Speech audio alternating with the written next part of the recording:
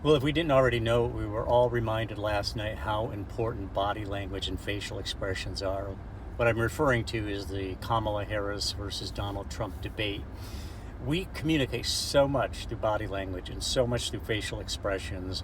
When we get up on the dais, whether we're giving a speech or we're debating, we want to make sure that we're very cognizant of that.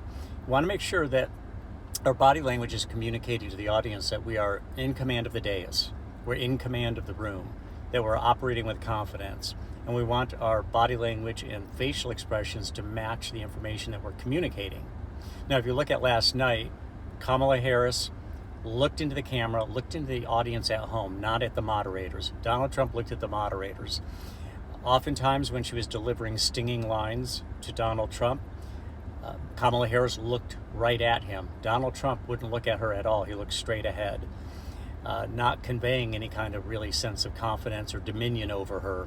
She was really expressing dominion over Donald Trump during that debate by looking at him while delivering really stinging remarks and then focusing on what was really important, the viewing audience at home. Now, if you want to see what good facial expression is, if you look at old Ronald Reagan speeches when he was president, he was a master of, in fact, his body language was very little. He stood pretty much ramrod straight and he would deliver his speeches. But if you look at his facial expressions, he communicated a lot with that. He was one of these people who just had a winning way about him and was an excellent public speaker. He's one of many, and I'm just citing him on the facial expression side.